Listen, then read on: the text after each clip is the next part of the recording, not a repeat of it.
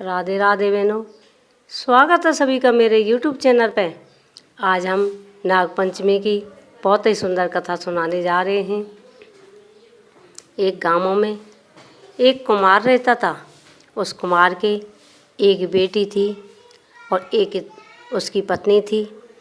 दोनों बड़े प्रेम से रहते थे। बेटी का नाम राधा था।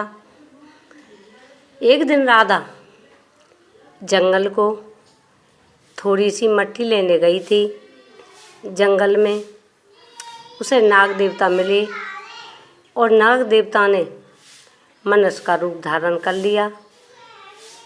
और मनुष्य का रूप धारण करके नाग देवता बोले कि मैं आपका भाई हूँ। राधे राधे बहनों, स्वागत है सभी का मेरे YouTube चैनल पे। नाग पांचें आने वाली है। आज हम नाग पांचे की बड़ी सुंदर कथा सुनाने जा रहे हैं। एक गांव में एक कुम्हार और उसकी पत्नी और एक उसकी लड़की थी। उसका नाम राधा था। राधा भोले बाबा की बहुत भक्त थी। सावन का महीना चल रहा था। भोले की बाबा की पूजा करती। नित्य प्रति नेम था उसका नहवाने का धोवाने का। शिव जी की बहुत बड़ी भक्त थी। एक दिन राधा जंगल को मट्टी लेने गई थी तो उसी रास्ता में एक पेड़ था। पेड़ के नीचे उसे एक नाग देवता देखा था। थोड़ी देवता वो नाग रहा। थोड़ी देर पीछे उसने मनुष्य का रूप धारण कर लिया और मनुष्य का रूप धारण करके बोला, राधा मैं आपका भाई हूँ। मैं आप पे बहुत दिन से ढूंढ रहा हूँ। आज तुम मिल गई है। आज मैं बहुत खुश हुआ हूँ। मैं इसी ठौर पर तुझसे रोजीना मिला करूँगा। तो राजा बहुत खुश हुई। राधा ने थोड़ी देर बातें करी और बातें करके राधा अपने घर को चली गई। राधा ने ये सारी बात और अपने माता पिता को बताई। माता पिता बोले, ये नाग नहीं है, कोई बात है, कौन से बात करके आई है। तो जंगल में फिर उसके माता पिता आने लगे।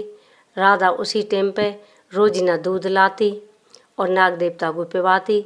दूध पीकर नाग देवता मनुष्य का रूप धारण कर लेते।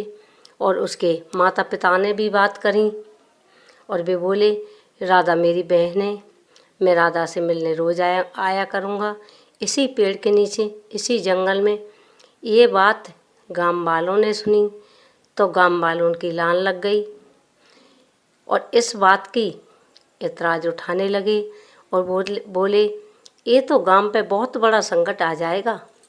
इस नाग को यहाँ से भगा दिया जाए। तो राधा के माता पिता बोले, नाग से प्रार्थना करी, नाग देवता यहाँ से चले जाओ।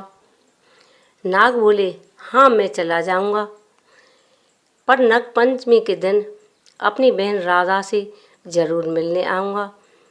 तो सावन का महीना था। नाग देवता चले गए तो उस साल उस गांव में अकाल पड़ गया, सूखा पड़ गई।